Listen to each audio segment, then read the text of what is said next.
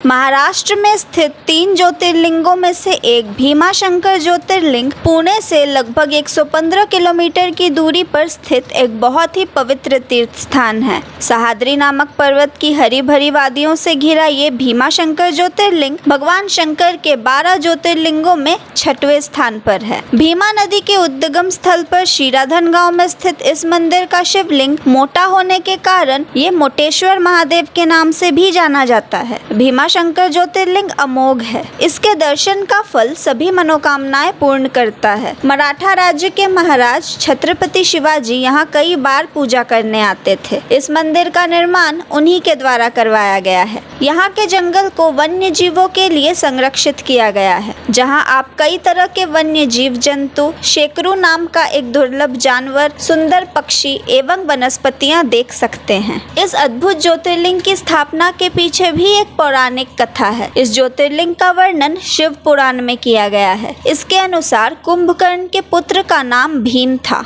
जो एक राक्षस था। भीम का जन्म उसके पिता की मृत्यु के बाद हुआ। उसके पिता की मृत्यु भगवान राम के हाथों हुई थी, इसकी जानकारी उसे नहीं थी, लेकिन बाद में उसकी माता ने उसके पिता के मृत्यु के बारे में सब बता दिया। सब जानने के बाद वह भगवान राम की हत्या करने के लिए आतुर हो गया। वो हर हाल में श्री राम को मारना चाहता था। ऐसे में उसने अपने उद्देश्य को पूरा करने के लिए कई वर्षों तक कठोर तपस्या की। उसकी तपस्या से खुश होकर ब्रह्मा जी ने उसे विजयी होने का वरदान दिया। जैसे ही उसे वरदान मिला, वो राक्षस तानाशाह यानी निरंकुश हो गया। वो मनुष्यों के साथ साथ सभी देवी देवताओं को भी डराने लगा और सभी उससे भयभीत रहने लगे। उसके आतंक की चर्चा हर ओर होने लगी। युद्ध के दौरान उसने देवताओं को हराना शुरू कर दिया। उसने अपना आतंक इतना फैलाया कि उसने पूजा पाठ तक बंद करवा दिए। इससे सभी देवगण परेशान थे और इस परेशानी का हल निकालने के लिए वो भगवान शिव की शरण में गए। शिव जी ने उन्हें आश्वासन दिया कि वो इस समस्या का हल निकालेंगे और शिव जी ने राक्षस से युद्ध करने का निर्णय लिया।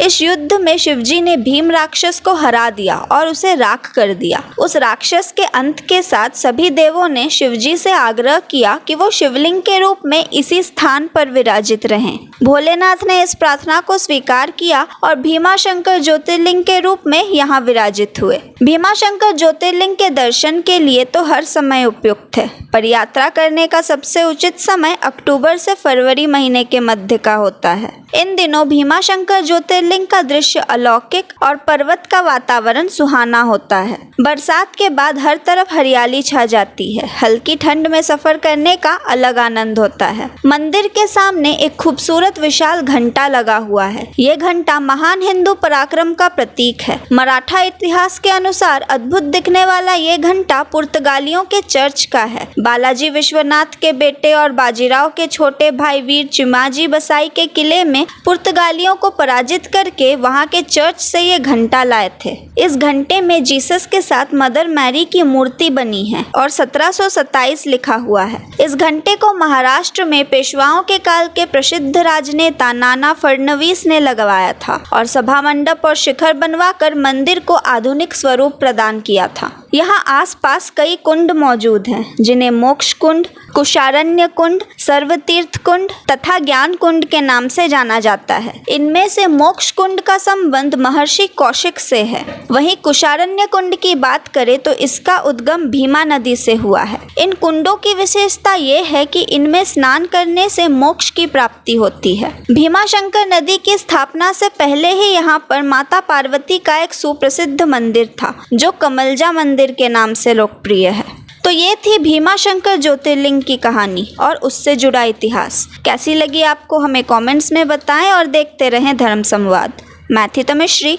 धन्यवाद।